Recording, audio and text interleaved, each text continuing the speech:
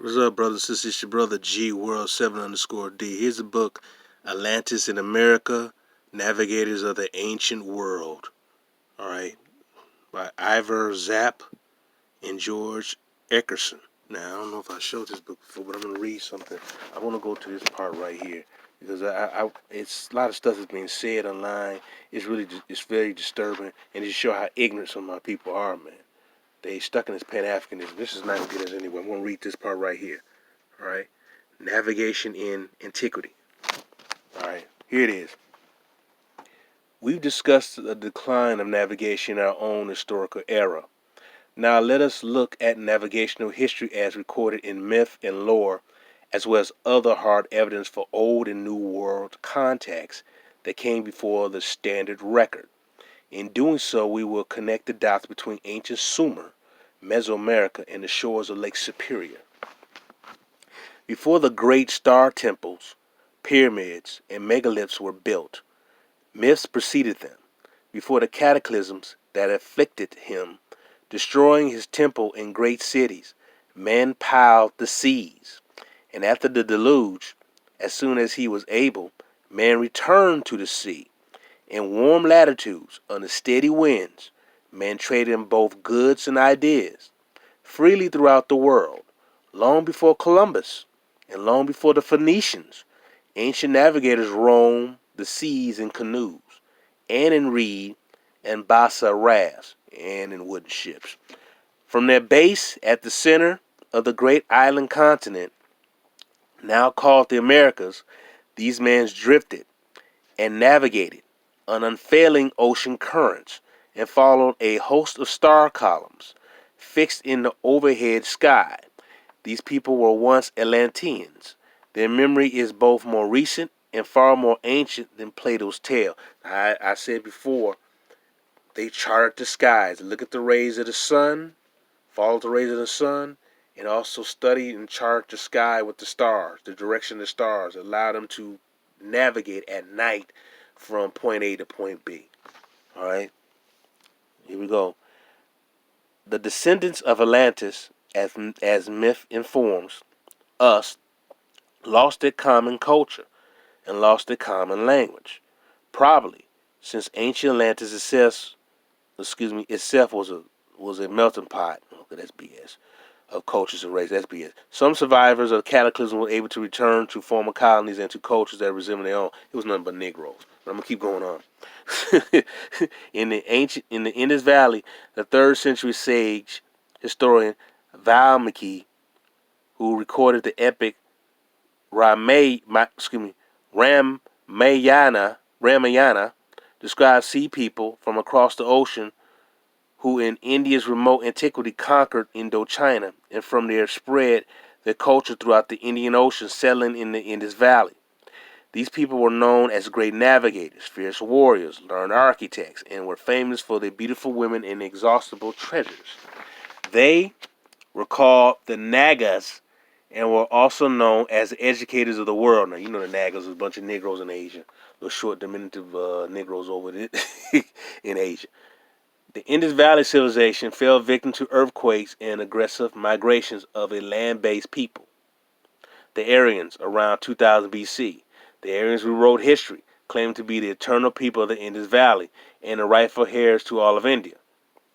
In America, the 4th dimension, Natalie Rosa de Tarifi, described the same Naga peoples as founders of Etrusca, a civilization eventually vanished from Italica by the Romans. She links the Etruscan language with Peruvian origins. Eastern Island scripts, which Herodot claims are Peruvian origin, and Indus Valley scripts are also very familiar. Diodorus wrote of the peoples who came to settle the Nile Valley. The Egyptians were strangers who in remote times settled on the banks of the Nile, bringing with them the civilization of their mother country, the art of writing, and a polished language. They had come from the direction of the setting sun and were the most ancient men. Similarities between rafts of divergent parts of the world point, unmistakably, to deliberate and sustained contact in millennia past. While there was no one worldwide culture, astronomies and rafts were part of the worldwide tradition and the network of communication. Early Egyptians were very aware of the Atlantic. They described mysterious sea people who, like the Mayans, wore a feathered headdress as ruthless raiders of the coast of the Mediterranean, occasionally advancing up the Nile to threaten Egypt's great cities. Since the Minoan traded regularly with Egypt and the Phoenicians served as a merchant marine for the Egyptian rulers, the fear and the dread the Egyptians had for the sea people indicated that it was a separate and alien culture altogether. I'm going to go even further down because I want to skip and get to my point, just basically navigating. All right. But navigation undeniably goes back much further than the dates attributed to the Minoans, Dans, and Etruscans. Oh, let me go, before I go on to read that, I want to show this picture what is said to be the Minoans, okay? Ships. First of all, you can see these were Negroes. That's not even for debate. But they had ships, man. These ships weren't just for decoration. They used to sail, go on different places to trade. All right? I'm going to keep going on. All right? But the navigation undeniably goes back much further than the dates attributed to Minoans, Dans, and Etruscans. The Sumerian hero of legend Gilgamesh is associated with navigation, as are most of Greek gods, including Hercules. 3 of Israel's tribes described as navigational. But even before the time of Gilgamesh, frescoes and papyrus art in Ur depicted the gods as reed boat navigators. Their founding god, Inca, the equivalent of Greek's Poseidon, was a god of the sea and said to have arrived from a distant land on a reed boat to found the Sumerian civilization. Depictions of ships under sail date back to before 3100 BC in pre-dynastic Egypt, and ceramic boats models in Sumer date back to 4000 BC. At that time, Sumer's sea merchants were known to have been in contact with civilizations of the Indus Valley, and there's evidence of Sumerian presence in Lake Titicaca in Bolivia. But little attention has ever been paid to naval aspects of Sumerian civilization, probably because they sailed and reed boats. Their making gathered from the river valleys of the Tigris and Euphrates. Such boats were very early on dismissed as incapable of ocean travel. Even Thor Heyerdahl crossing of the Atlantic in Ra 2 in 1970. Yeah, he used a reed boat to cross over the Atlantic. A ship almost identical to those of the Sumerian sail has oddly done little to change historians' mind. A lot of these historians are basically bullheaded. They don't want to admit the fact that these little Negroes were sailing around on Earth for thousands of years before they even existed, before they even knew anything about civilization. So they cannot fathom that, so they downplay that, or they belittle it. All right? Let me go on. Let's see. In seeking early navigators, the traditional land-based paradigm has looked for sea peoples who built and sailed in wooden plank ships. All right. Reed and balsa rafts have been ignored. Yet it is of the raft to which history extends back to the formative years of the great cultures of the Americas and of both Mesopotamia and Egypt. Anthropologists' ignorance of primitive navigation has led them to adopt a condescending attitude about the reed wash-through boats of this era, convinced that only displacement-hulled boats were capable of sailing the open seas. The first wooden plank ships date back to 2800 BC, I think it was before that, and are attributed to the Hittites who had access to the land cedars of Lebanon. Eventually, they replaced sailing rafts in Sumer in Egypt. But for thousands of years, both rafts and plank ships were in use from the Mediterranean to the Indian Ocean and from the Americas to the Pacific Islands. Egyptian murals of 1500 BC show both types of sailing in the headwaters of the Nile. But it is the single-matted, square-sailed reed boats of the sea people that are depicted in Egyptian pottery as entering the open sea of the Mediterranean as early as 3100 BC. The large Egyptian hull ships are depicted navigated only the protected waters of the Nile. Evidence of the remains of the reed ships from pre-dynastic Egypt are now being excavated in dried-up wadis between the Nile and the Red Sea. Wooden hull boats kept their occupants comfortably dry. may have carried more cargo and could travel faster in calm seas. This latter consideration must have been a compelling reason for their use in waters where warfare or piracy was a factor. In fact, it probably accounted for the eventual demise of the raft in the Mediterranean regions. Sumerian civilization itself cannot be explained as a product of agricultural Sumer, whereby a nation of farmers lifted themselves by their bootstraps to excel in the arts. Either the Sumerians themselves were sea people, or Sumerian civilization was established by the outside because Sumer did not produce the metals and stones upon which their civilization was founded. Sumer excelled in the arts of lapidary, copper, gold, and silversmithing, and particularly the making of bronze. The materials used by the Sumerians from the beginning of their civilization came from many directions and from great distances. For example, the lapis lazuli was imported from Afghanistan. When archaeologists found Sumerian-type clay tablets in Romania and Transylvania from about 2700 BC, many a savant was completely mystified. Actually, there is no mystery about it. Transylvania is full of minerals, including gold, which the Sumerians needed to import because there was none available in Sumer. The most vital element in the rise of Sumerian culture, however, came not from Europe, but from a continent and an ocean away. At the incipient and all stages of the Bronze Age, Sumerian contacts had to go far beyond Transylvania and Afghanistan. Bronze requires both copper and tin. Although limited amounts of tin could be found in the British Isles, once called Cas Sideris, dominance in the Mediterranean was suddenly turned to warfare, and the need for hard bronze weapons required a great supply of tin, and that supply could only be found in Asia in the Andes Mountains in Bolivia.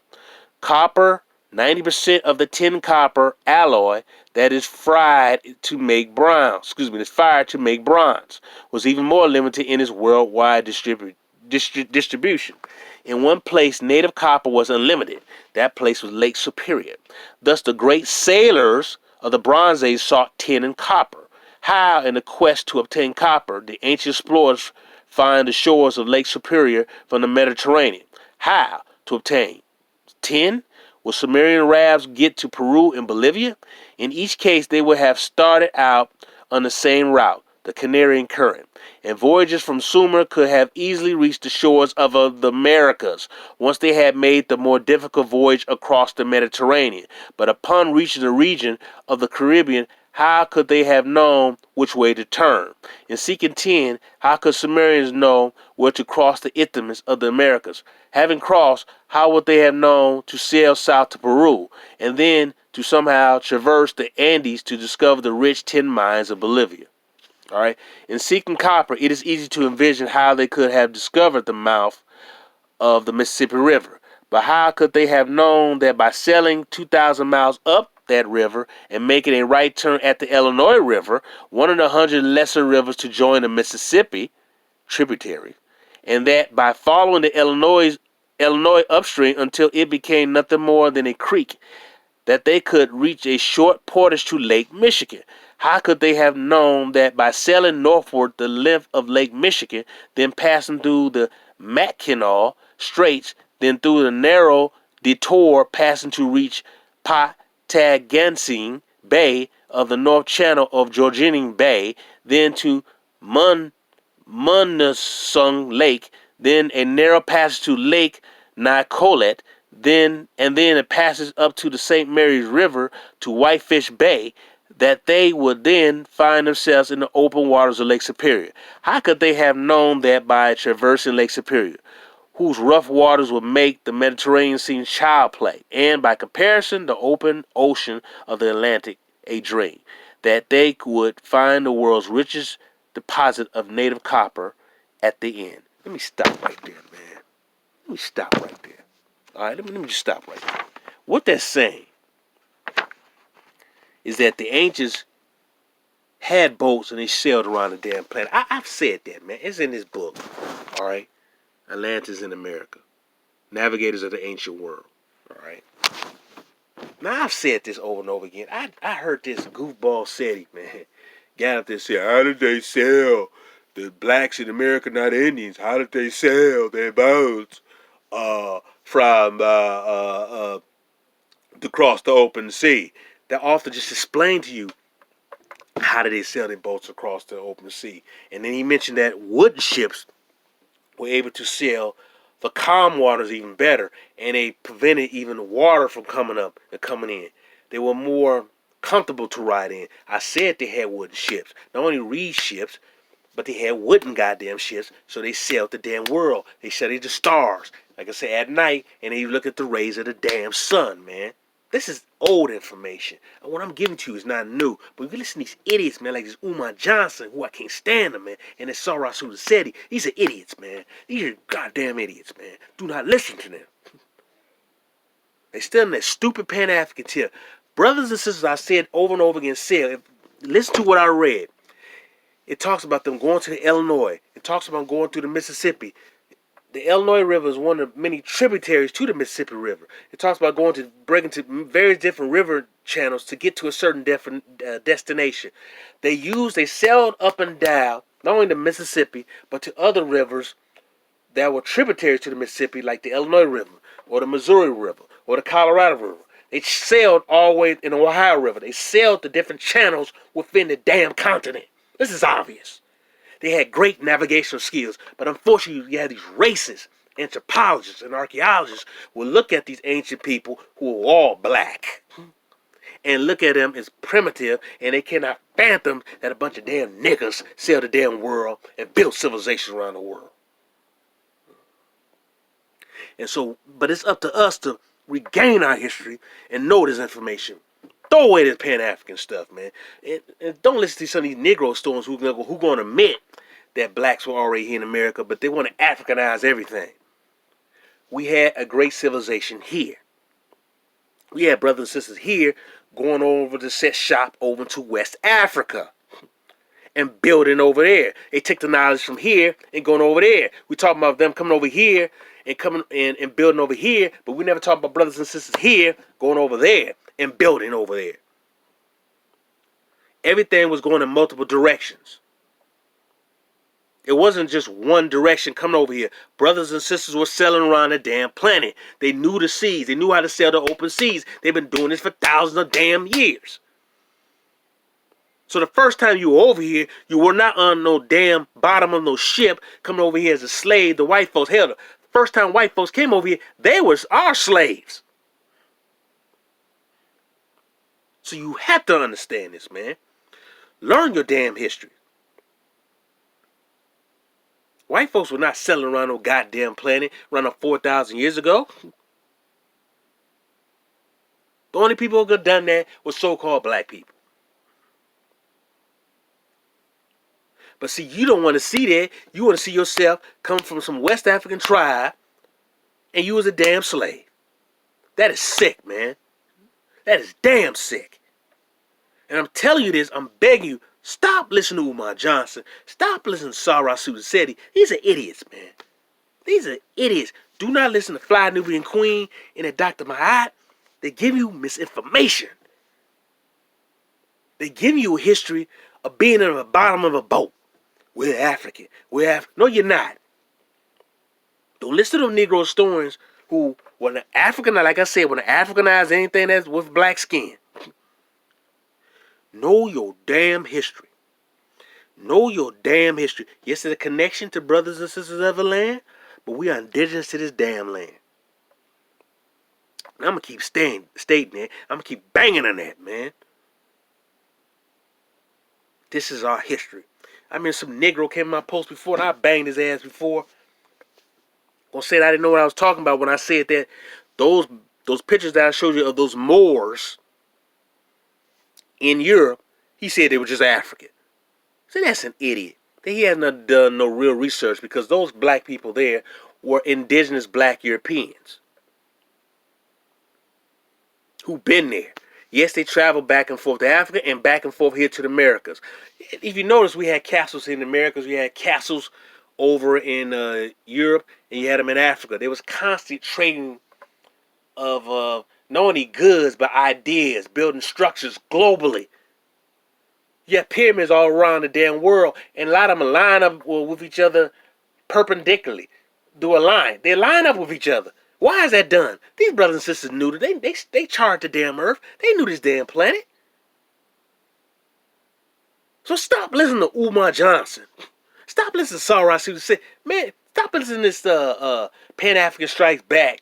This other idiot, Dynasty Amir. These are idiots, man. All them clowns are idiots. You were already here. But you got to do the deep research. You can't do it with a Google search, brothers and sisters. Google, what is so weird about the internet, I remember during the late 90s, they had so much information on there, but a lot of that stuff's been scrubbed out. So you got to go into the deep web to get a lot of this information. I mean, do some serious research, man. Some of you got to go to the library or just buy tons of books like I've done it. And I have encyclopedias, 2 sets of encyclopedias, man. You have to put in the damn research. I'm not lying to you, brothers and sisters. I'm giving you my sources. I'm giving them to you. But you're going to have to do the research yourself. You're going to have to do it yourself. The information's out there, but you're going to do it yourself. This is a good book, man. You know, despite them talking about some ancient races, different races, white folks, man, that's nonsense. White folks weren't even around, man. All this stuff was built by Negroes. All right? Learn your history. Learn your full damn history. It's right in front of your face. It's right there. It's so obvious. It's so obvious. Your history's right in front of your face. When you look at some of these names, they're so similar across the board. Because the reason they're so similar, because a lot of the people are the same people. Some of them may have broken off and formed with another group, mixed with another group, and then formed something there, and other groups, and then certain members have broken off and went to another group, mixed with another group, and then formed something different there. But there's so much similarities, and there's so much different. Some of them are more peaceful, some of them are more warlike. Some of my brothers and sisters in America here. All right, so there were very different types of tribes here. There wasn't one type of tribe.